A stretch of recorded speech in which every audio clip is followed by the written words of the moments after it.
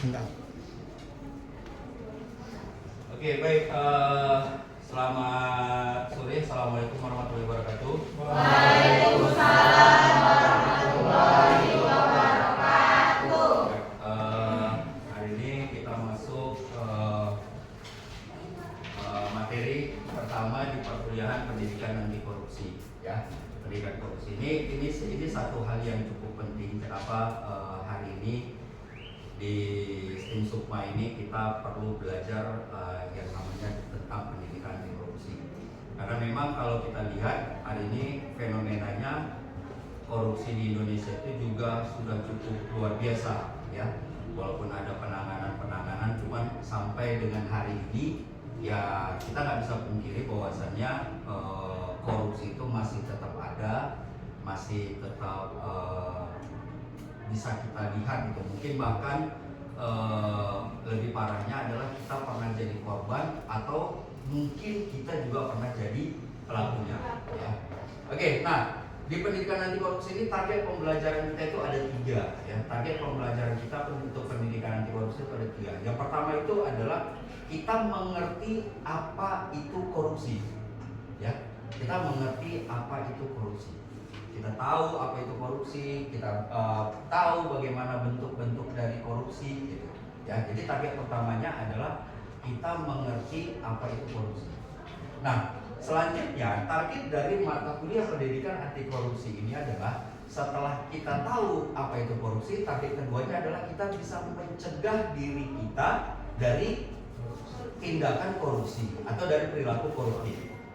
Jadi seseorang nggak akan mungkin bisa mencegah dirinya dari tindakan korupsi kalau dia nggak tahu kalau itu adalah korupsi, gitu, ya.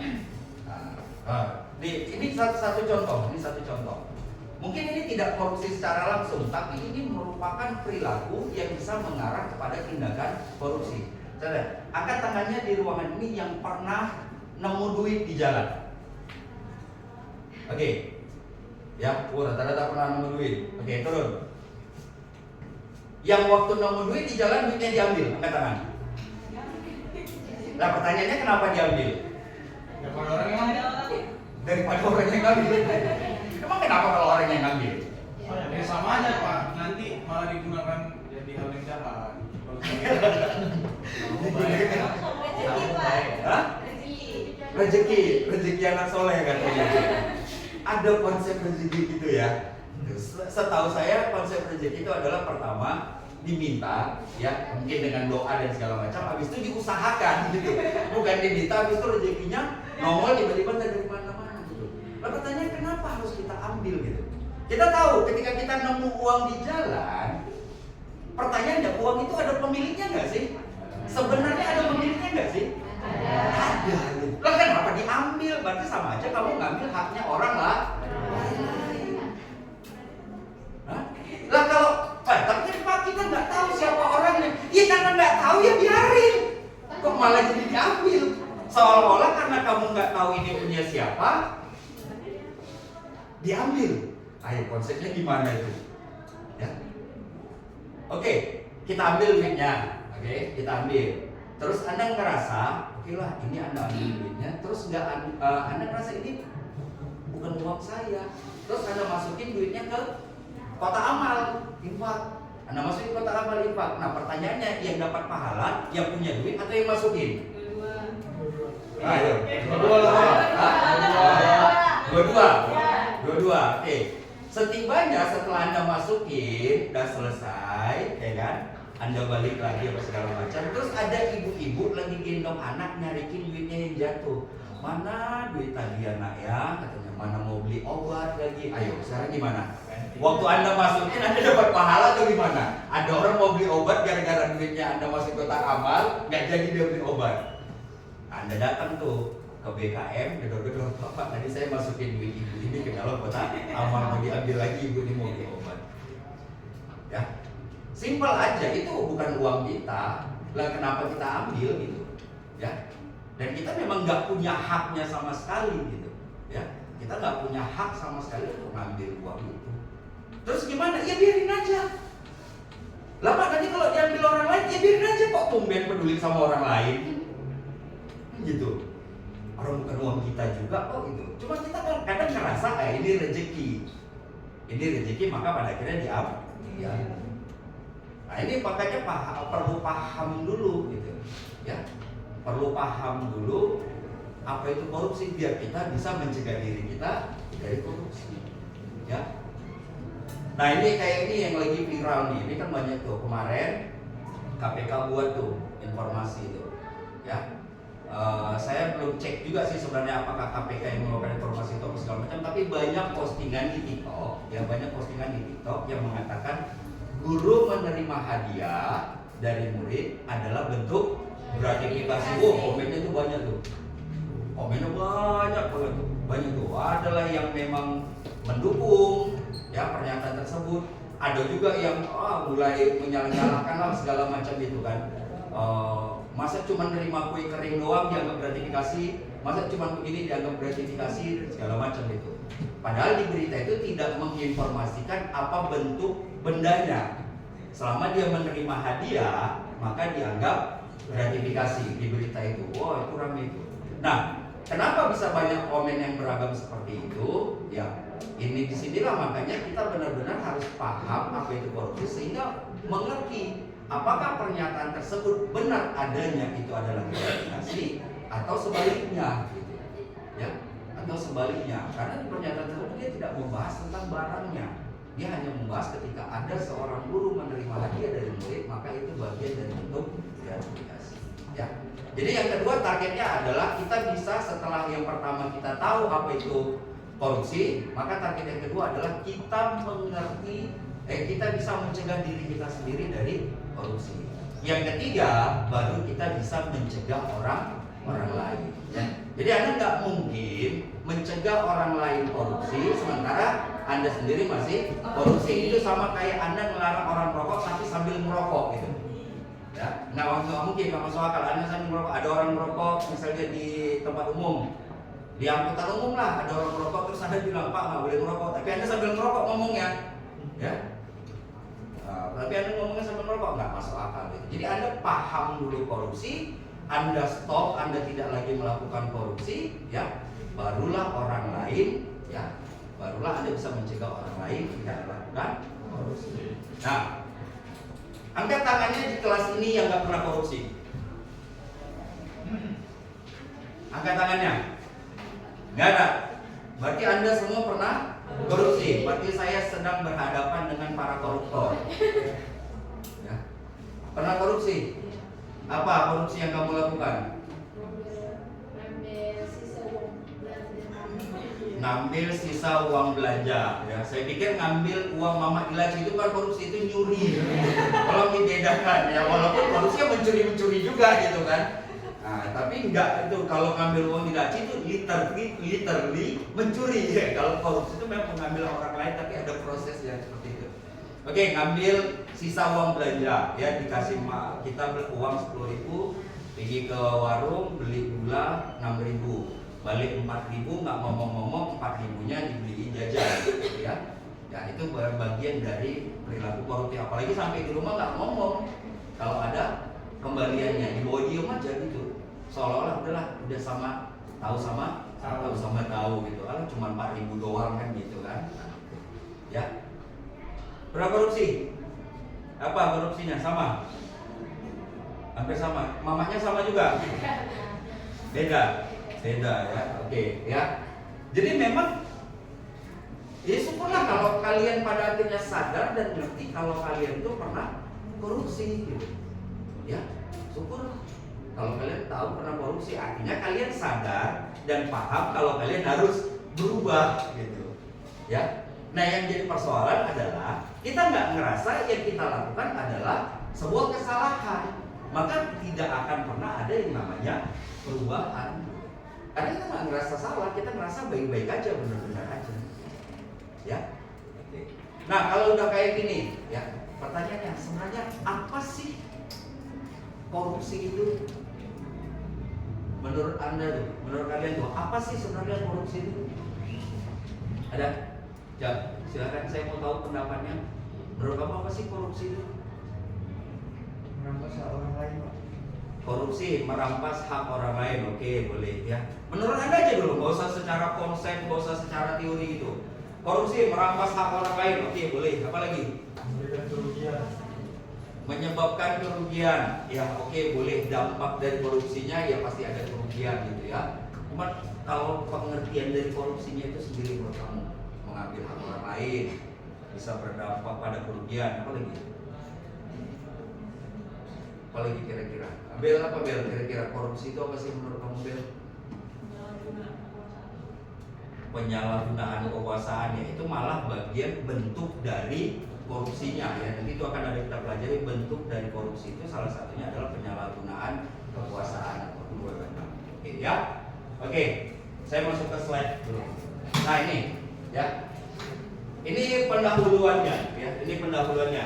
Di sini dikatakan korupsi adalah kejahatan terencana yang tidak kasat mata dan tidak berciri. Jadi korupsi itu nggak kasat mata, nggak bisa kita lihat gitu, ya. Beda sama orang nyuci. Kalau orang nyuci itu kasat mata kan gitu. Kita bisa lihat ketika ada orang nyuci, kita tahu dia sedang mencuci. Di sampingnya ada orang memasak. Kasat mata, kita tahu yang satu mencuci, yang satu masak. Ya, kasat mata. Kalau korupsi ini nggak kasat mata dia, ya. Jadi artinya apa? Ketika korupsi tidak kasat mata, kemungkinan korupsi itu sangat-sangat dekat sama kita. Kita lagi nongkrong di kafe, di sebelah kita ada orang duduk, dua ngobrol, ya, apa segala macam, cerita-cerita, ya, tunjuk-tunjukan handphone dan segala macam. Ya kita mungkin berpikir normal saja, ya orang lagi duduk nongkrong sama temannya gitu. Tapi bisa jadi mereka sedang melakukan tindakan korupsi gitu. Itu nggak kasat mata, jadi nggak tahu kita itu. Dan nggak berciri, nggak ada ciri-ciri korupsi itu. Nggak ada ciri-cirinya. Kalau kita persepsikan, ya, garuk-garuk kepala adalah korupsi, maka kita tahu ketika ada orang garuk-garuk kepala, maka kita bisa definisikan dia sedang korupsi, gitu. Ya, kalau ada orang jongkok. Kalau ada kita persepsikan korupsi sama dengan jongkok, maka kita tahu kalau ada orang jongkok, maka kita bisa definisikan dia sedang korupsi. Cuma ini ada ciri-cirinya. Udah nggak kasat mata, tidak berciri. Inilah yang kita perlu hati-hati waspada, karena korupsi bisa jadi cukup dekat sama kita. Ya, di saat kita di transportasi umum bisa jadi di situ ada korupsi. Saat kita lagi nongkrong di kafe bisa jadi di situ ada korupsi, ya, bisa jadi. Nah, maka disinilah kita perlu paham benar apa itu yang namanya pendidikan korupsi, sehingga kita bisa tahu yang mana yang korupsi, mana yang bukan. Ya, menurut Profesor Syekh Hussein Alatas, seorang ahli sosiologi korupsi, ya. Dia mengatakan bahwasanya korupsi itu seperti penyakit menular yang berbahaya. Penyakit menular yang berbahaya. Contoh deh satu penyakit menular yang berbahaya. HIV. Ya, kemarin ada COVID, ya. HIV menular gitu kan? Berbahaya itu. Nah, pertanyaannya, ada yang mau kena? Kemarin tuh waktu zaman COVID itu, angkat tangannya, Pak, saya kok pengen banget kena COVID, tapi nggak kena gitu, ada nggak? Ada, pengen? Nggak kena Pak tadi. Nggak kena, pengen kita ilmu. HIV, penyakit menular, ya, HIV penyakit menular ya, berbahaya ya. Ada yang pengen? Kita tahu penyakit menular berbahaya, kita nggak pengen, ya, kita nggak pengen. Tapi hebatnya korupsi ini, ya. Hebatnya korupsi, makanya kan terkadang bisa dikatakan juga, kalau menurut saya bisa dikatakan korupsi ini, kalau kata menurut Profesor Syekh Hussein Alatas, korupsi seperti penyakit menular yang berbahaya. Kalau saya bilang lebih bahaya. Lebih bahaya. Kenapa lebih bahaya? Tadi penyakit menular berbahaya, kita nggak ada yang pengen kena. Korupsi, terkadang beberapa dari kita pengen kena. Pengen kena. Contoh, nih. Contoh, si Dias, saya suruh ke warung, Dias tolong belikan saya pulpen 1. saya kasih uang 50.000. Terus dia pergi sama si Diki, berdua tuh beli pulpen, harganya 10.000. Oke, harganya 10.000. Dia balik ke saya, dia balikin 30.000. Dia markup 10.000. Ya, dia bilang, Pak, ini Pak, ini pulpennya, ini kembaliannya harga pulpennya satu pulpen 20.000. Ya, padahal tadi dia beli harganya 10.000. Maka dia markup, dia ngambil keuntungan 10.000. Oke. Udah berjalan gitu aja. Habis itu si Diki bilang, yes, kenapa bilang sama Pak Usmi tadi harga pulpennya 20.000? Kan harganya sebenarnya 10.000. Kok korupsi ya 10.000? Ya, kok korupsi? Terus apa kata si Diki? Bagi dua. Atau paling tidak si Diki bilang beli jus, beli bakso bakar. Nah ini, ya sudah tidak mencegah, minta diajak. Inilah lebih berbahaya dari penyakit menular. Penyakit menular tadi kita nggak pengen kena. Ini korupsi, udah tahu ada kawan korupsi, bukan dilaporkan malah ikut-ikutan minta diajak. Oh, minta diajak. Nah, itu bahayanya tindakan dari korupsi, lebih berbahaya dari penyakit menular. Kalau penyakit menular kita aktif mencegah. Nah, kalau korupsi itu dari terkadang itu tadi kita udah nggak mencegah, kita malah minta diajak. Ya. Oke. Korupsi terjadi pada kegiatan yang berkisar pada kualitas, harga, dan komisi. Ya. Biasanya korupsi itu terjadi ya pada sekitaran kualitas, sekitaran harga, dan juga soal komisi. Ya. Oke. Nah, ini dia. Korupsi itu adalah kejahatan luar biasa, sebuah extraordinary crime. Ya. Korupsi itu termasuk sebuah kejahatan yang luar biasa. Ya. Nah, ini ada beberapa ciri kejahatan luar biasa. Yang pertama, berpotensi dilakukan oleh siapa saja. Ingat, katanya apa di sini? Berpotensi, artinya siapapun kita, ya, siapapun kita punya potensi melakukan korupsi.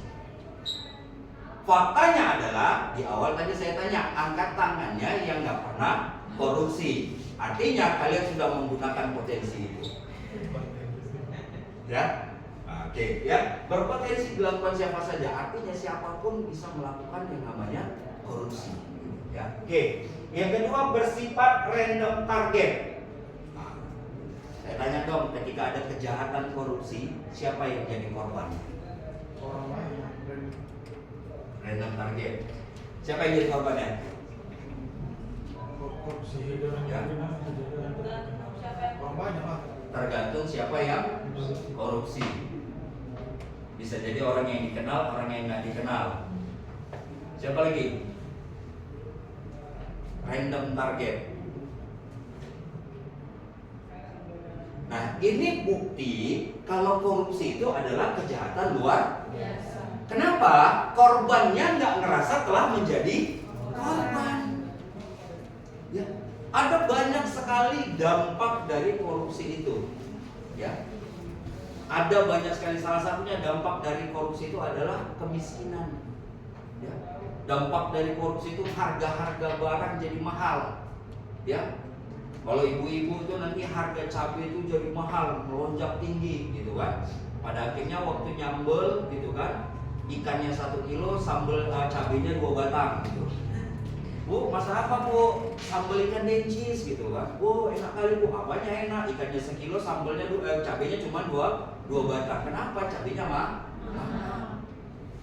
Nah, secara nggak sengaja ataupun dia secara otomatis, ibu yang mau nyambal tadi nggak bisa beli cabai karena cabai mahal, dia bagian dari korban korupsi. Ketika misal contoh, ya, dampak kejahatan korupsi itu berdampak kepada mahalnya harga barang.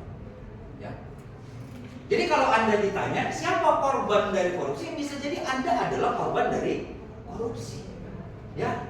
Lebih hebatnya lagi, bahkan pelakunya sekaligus korbannya. Pelakunya sekaligus korbannya. Contoh, nih jalan di depan kampus kita ini mau diaspal. Oke, mau diaspal. Ya. Cuman prosesnya dikorupsi. Sehingga harusnya jalannya bisa bertahan sampai dengan puluhan tahun. Ini baru 2 tahun jalannya sudah berlobang, sudah rusak, sudah berlobang-lobang. Kebenaran yang korupsi proyek jalan ini rumahnya dekat sini juga. Jadi setiap dia mau pergi sama mau pulang dia harus melewati jalan yang lobang tadi itu, lobang akibat korupsi. Jadi korbannya sekaligus pelakunya sekaligus korban. Nah, oke. Apalagi bentuk ciri dari kejahatan yang luar biasa? Kerugiannya besar dan meluas. Kerugiannya besar dan meluas. Jadi memang dia efeknya itu seperti efek bola salju, makin lama makin gede. Seperti efek domino, satu kena semua kena. Nah, itu dia. Ya.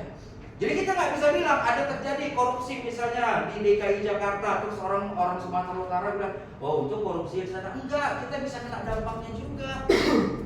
Korupsi di Sumatera Utara, terus orang di provinsi lain bilang, oh untuk korupsi di Sumatera Utara, nggak di tempat kita enggak, mereka juga bisa kena dampak. Karena proses dari penanganan korupsi itu, ya pasti membutuhkan hal-hal yang besar, contoh dari pembiayaan dan segala macam, ya. Jadi semua orang pasti bisa kena dampak. Oke. Yang keempat, ya, bentuknya adalah dia terorganisasi bahkan oleh organisasi. Oh, ini adalah niat banget, ya. Terorganisasi atau oleh organisasi. Artinya memang ada organisasi yang dibuat yang memang tujuannya adalah untuk menjalankan tindakan korupsi tadi. Ya. Nah, itu dia. Oke.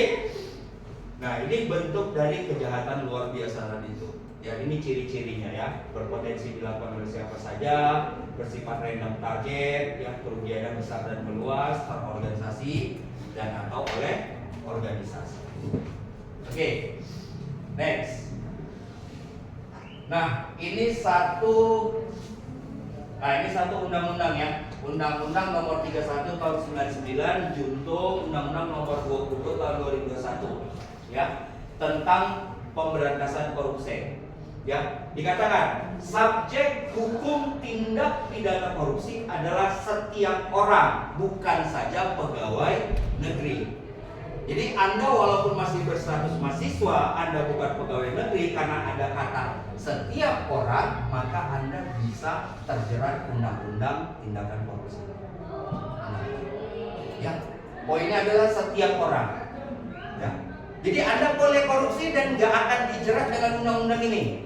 Syaratnya Anda bukan orang, contoh Anda pohon pisang. Anda pohon karet gitu. Jadi ketika ditangkap KPK, mohon maaf Pak, saya bukan orang, saya pohon karet, tidak bisa ditangkap. Karena di sini dikatakan setiap orang. Ya. Jadi selama Anda masih orang dan Anda melakukan kejahatan korupsi, nah undang-undang ini berlaku untuk Anda. Ya. Korupsi tidak harus berkaitan langsung dengan kerugian keuangan negara atau perekonomian negara. Jadi walaupun tidak ada hubungannya sama keuangan negara, tidak ada hubungannya dengan kerugian negara, kalau terbukti korupsi, ya Anda bisa dijerat. Ya.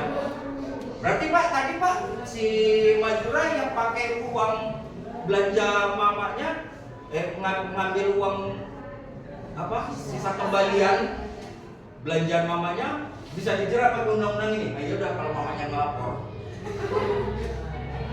Ya. Kalau mamanya ngelapor. Oke, kalau dia mau ditangkap sebagai tersangka koruptor, suruh aja mamanya ngelapor. Oke ya.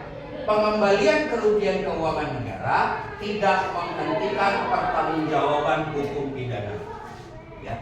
Jadi walaupun sudah terbukti korupsi, terus hasil korupsi harus dikembalikan lagi kepada negara dan segala macam, ya, tidak memberhentikan proses hukumnya akan dilakukan. Nah, oke. Ini adalah satu bentuk dari korupsi. Sebenarnya nanti akan ada cukup banyak ya. Ada kalau saya nggak salah ingat ada 7 bentuk dari kejahatan korupsi. Nah, ini salah satunya kita bahas dulu yang pertama, di kolom pertama, gratifikasi. Karena memang ini yang paling umum dilakukan dan ini mungkin juga bagian dari yang Anda lakukan. Ya. Apa itu gratifikasi?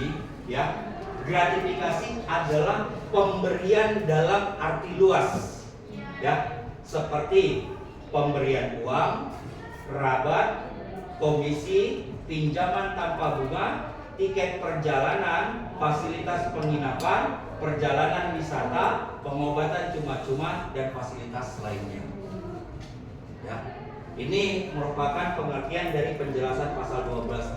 Pasal 12 ini yang undang-undang yang mengatur tentang korupsi. Nah, ini dia. Ya.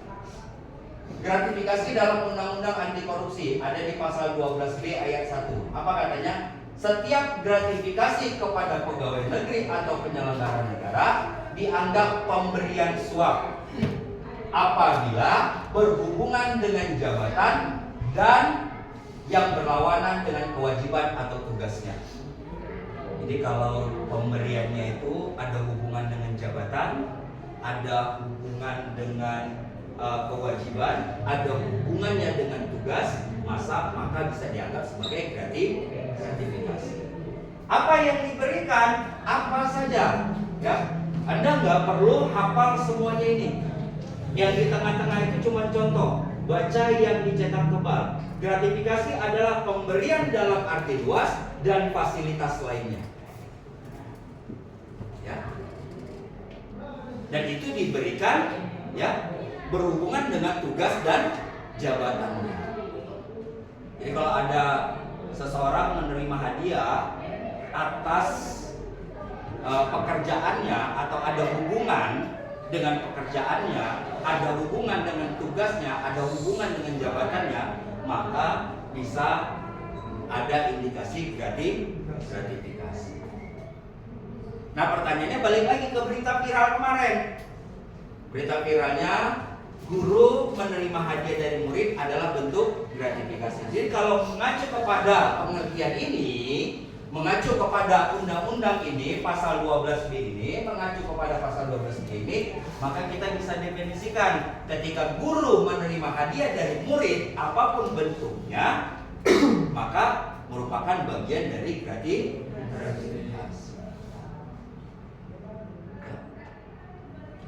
Bukan masalah roti kering, bukan persoalan yang dikasih cuma 1 buah apel.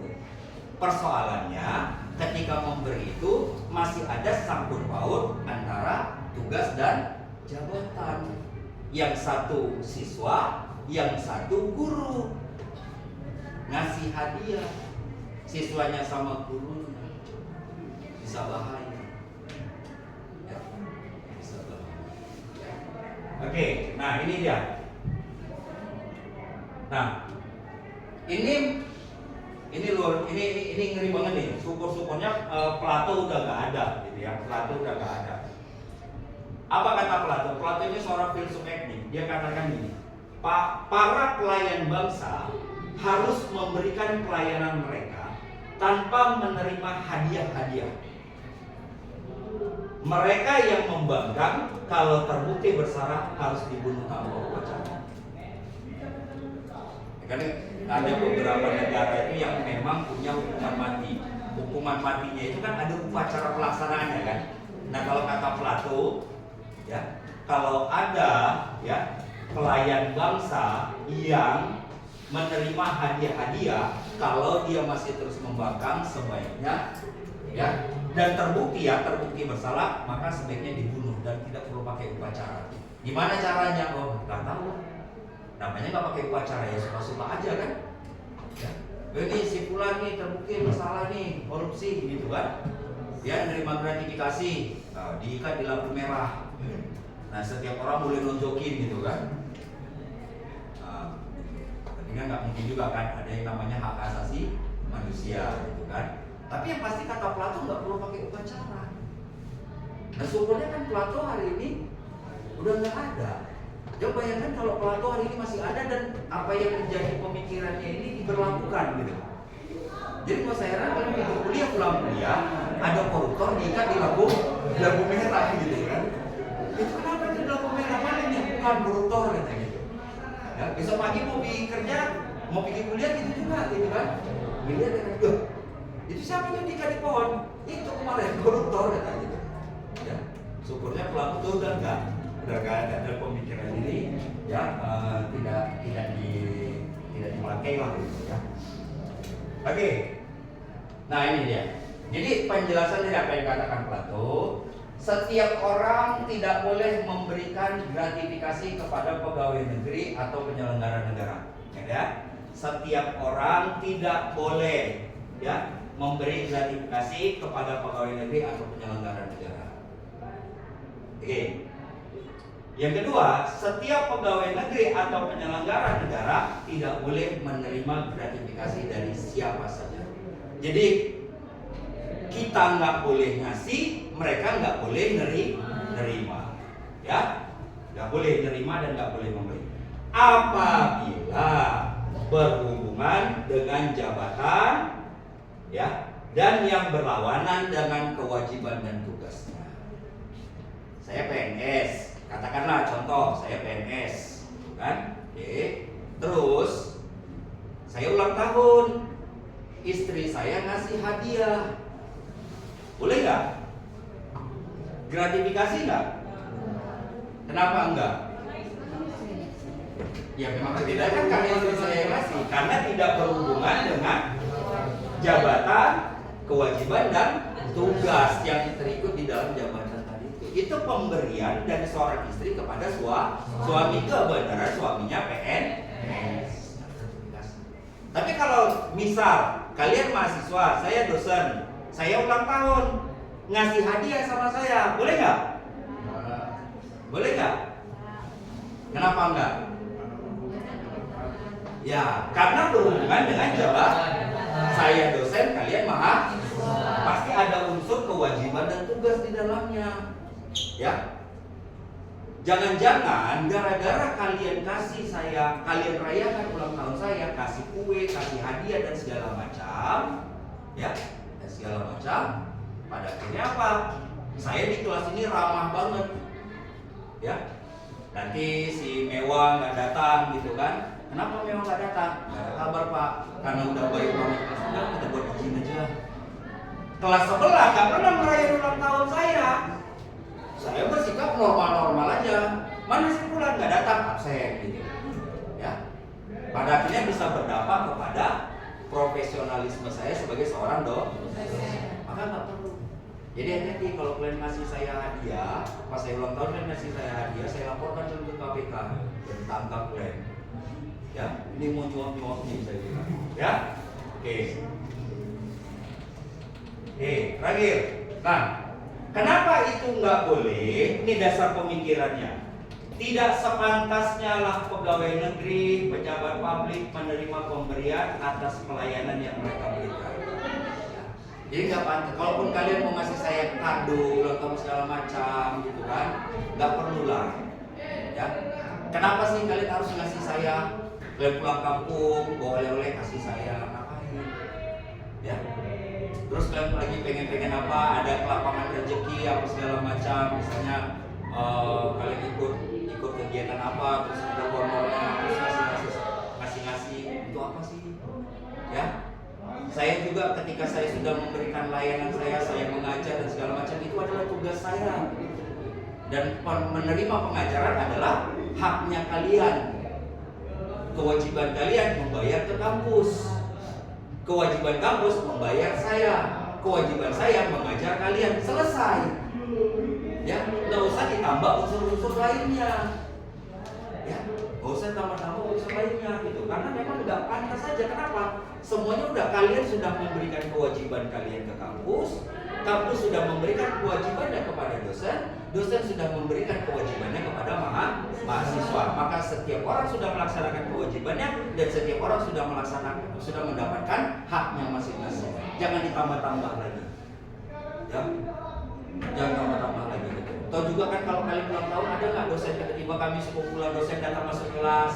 Misalnya saya restu ulang tahun, terus kami ada 30 dosen masuk kelas merayakan ulang tahun restu. Ya ada. Ya udah nggak perlu, ya nggak perlu. Selama Anda masih jadi mahasiswa, saya masih jadi dosen Anda, ya udah kita normal aja. Ya Anda hadir, saya buat hadir, Anda izin, saya buat izin, Anda sakit, saya buat sakit. Jangan ada unsur-unsur lain gara-gara ada kedekatan emosional yang seperti itu. Bukan persoalan sombong, bukan persoalan sok-sokan dan segala macam, ya. Bukan persoalan menolak rezeki dan segala macam, tapi ada unsur lain yang perlu dijaga. Ya, ada unsur profesionalisme yang perlu dijaga sehingga hal-hal tersebut nggak perlu kita lakukan.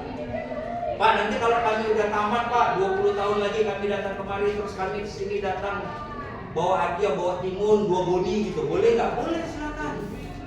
Ya, buat acar kita di sini rame-rame gitu. Karena udah nggak ada lagi urusannya gitu kan. Kamu sudah jadi alumni, kamu sudah punya kehidupan di luar sana dan segala macam. Udah nggak ada urusan lagi. Kamu datang oleh-oleh untuk mengenang dosen-dosenmu, mengenang tempat belajarmu dulu, mengenang tempat prosesmu. Silakan saja, nggak ada masalah. Yang jadi persoalan adalah ketika kita masih sama-sama berproses. Iya, berprosesnya secara profesional. Anda mahasiswa berperan sebagai mahasiswa, saya dosen berperan sebagai dosen. Gak usah ditambah-tambah yang lain, ya kan? Nanti Anda sering kasih, saya terima, ya. Ada jaminan, saya nggak bangkit-bangkit, Anda nggak bangkit-bangkit, nggak ada jaminan, ya. Ada nggak jaminan? Anda misalnya suka nih, ini kelas ini adalah kelas yang paling suka memberi hadiah kepada saya, pada dosen-dosen yang pulang kampung, balik dari kampung ke kampus, kasih oleh-oleh sama dosen, punya rezeki kasih sama dosen, segala macam lah gitu. Terus ada nggak jaminan Anda nggak bangkit-bangkit? Nggak ada. Manusia bisa berubah kapan saja kan? Tiba-tiba habis puas saya kasih Anda nilai C+. Dan situ kita benar, si Husni ini, ya kan? Aku bawain oleh-oleh dari kampung, aku kasih ini, tetap juga awak dikasih C+. Kalau udah kayak gitu, ikhlas nggak sebenarnya kasihnya kemarin? Enggak, udah dibangkit-bangkit. Saya juga nggak bisa menjamin saya akan tetap profesional. Sinesia, ya katakan misalnya nilai A itu 86. Sinesia dapat nilai 85. 85 masih B+, A-nya 86. Karena kelasnya Sinesia termasuk Sinesia suka ngasih, ada nggak kemungkinan hati saya terdorong untuk merubah jadi A? Ada. Kelas sebelah nggak begitu. Nah, udah dapat B, dapat B+, ya udah B+ aja, nggak ada dorongan di hati saya. Nah, itulah yang ditakutkan. Profesionalisme yang mulai terpudarkan, terkotorkan akibat dari gratifikasi tadi, pemberian yang tadi. Ya. Kalau Anda udah jadi alumni, Anda udah tamat, udah nggak ada hubungannya lagi, habis Anda kasih kan udah selesai ya, gitu aja kan? Dan Anda pulang, saya pun dengan aktivitas saya udah selesai. Ya Pak. Apalagi yang Anda kasih bukan personal saya, Anda kasih Pak ini timun 10 karung bagi-bagi nih dosen satu kampus kan gitu kan? Semua rata dapat, Anda nggak masalah. Kalau sekarang simpan duitnya. Tapi saya ada rezeki Pak. Ya, biar rezeki saya lancar, saya mau bagi-bagi rezeki itu di luar banyak tuh orang-orang yang mungkin lebih membutuhkan gitu kan. Kasih ke mereka, bagi-bagi rezeki. Masa bagi-bagi rezeki kepada dosenmu? Ya, ada unsur apa? Kan jadi tanda tanya besar kan? Ya, kalau memang mau bagi-bagi rezeki aja di luar sana banyak orang yang mampu datang ke panti asuhan, banyak anak-anak jalanan dan putus sekolah dan segala macam kan gitu. Ya, kalau mau lebih keren lagi, misalnya uang Anda banyak, ini patungan satu kelas, satu orang 100.000 tiap bulan, kali Anda 20 orang, berarti ada 2 juta kan? 2 juta pindah Anda ke sekolah ini, Bu.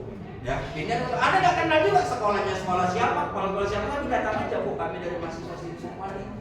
Tiap bulan kami ada patungan 100.000 kali 20 orang, ini ada 2 juta. Tolong Bu, 2 juta ini pergunakan untuk membantu adik-adik yang mungkin ada kendala uang sekolah. Nah, itu kalau mau bagi-bagi, yang makin ada 2 juta, berapa ya harus ini dan segala macam.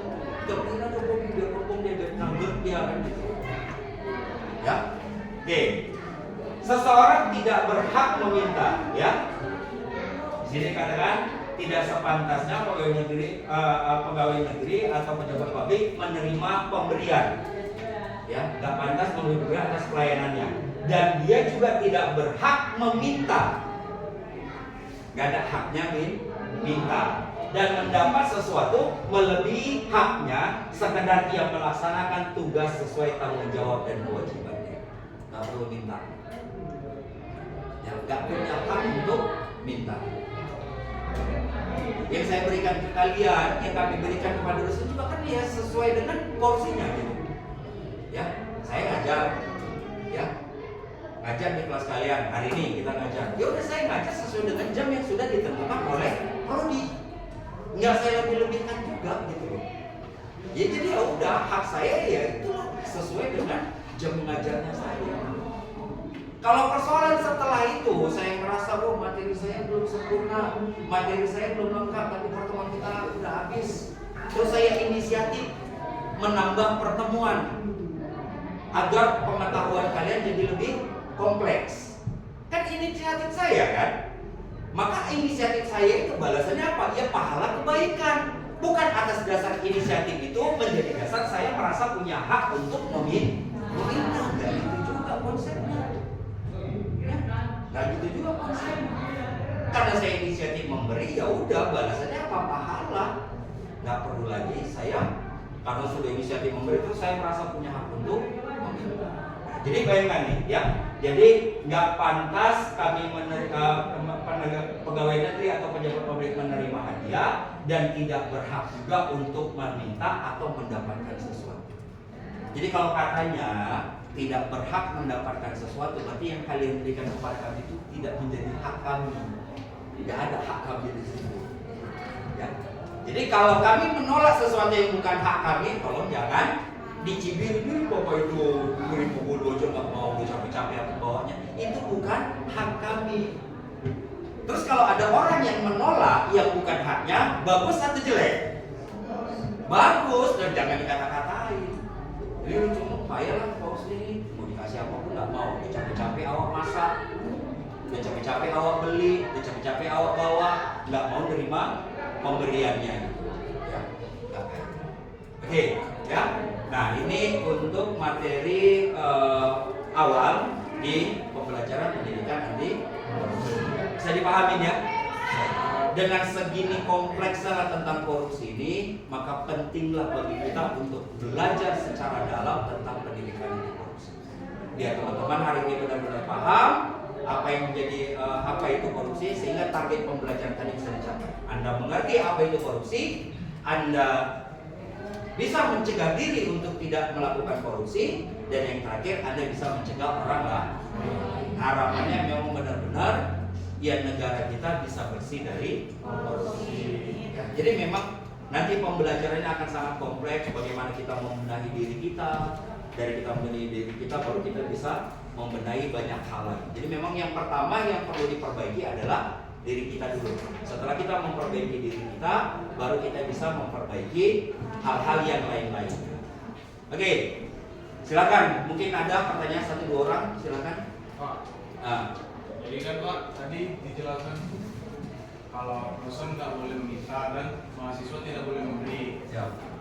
Jika posisinya dibalik Pak, mahasiswa yang minta apa boleh?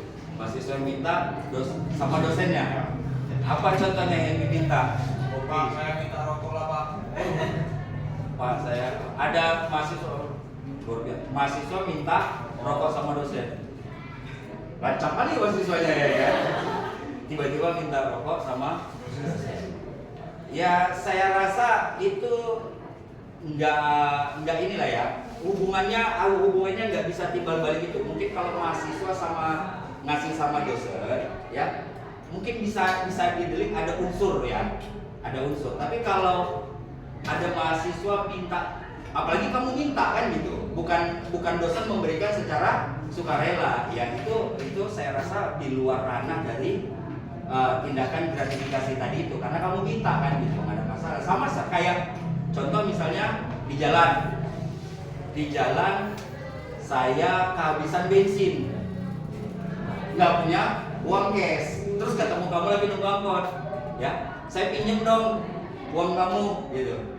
Saya pinjam dong uang kamu, atau saya minta tolong dong sama kamu. Kebenaran kamu mungkin naik sepeda motor juga, saya minta dorongin dong sepeda motor saya ke pom bensin. Saya rasa itu bukan unsur gratifikasi gitu. Gratifikasi itu konsepnya adalah pemberian yang memang secara sukarela gitu. Nggak ada angin, nggak ada hujan, tiba-tiba ngasih aja gitu. Kalau yang kamu bilang tadi kan minta kan, kalau minta enggak, saya rasa bukan bagian dari gratifikasi ya. Kalau gini Pak, ini rokok udah pakai lana, itu kan dia dikasih bukan minta. Berarti dosennya yang ngasih gitu. Ya. Dosennya yang ngasih. Ini rokok rokok. Nih, misalnya lagi nongkrong gitu kan, lagi nongkrong misalnya di belakang kampus gitu. Lagi nongkrong belakang kampus, tiba-tiba dosennya ngeluarin rokok. Nih kalau mau ngerokok, pakai aja rokok saya gitu. Kalau kita pilih, kira-kira apa sih? Arahnya kemana sih gitu? Dosen ngasih mahasiswa rokok, minum, misalnya dosen tiba-tiba beli gorengan, ayo makan gitu. Arahnya kemana sih? Gak ada ya. Gak ada, kayaknya biasa-biasa ya. Tapi kalau mahasiswa yang tiba-tiba ngasih dosen, bisa nggak dibilang mungkin ada maunya nih gitu? Ya, hasilnya gitu. Jadi saya rasa mungkin kalau dari apa ya, garisnya itu nggak bisa timbal balik ya. Mungkin satu arah aja dia. Oke ya. Nah, saya kalau dari tweeting yang nanya ini kan, ya.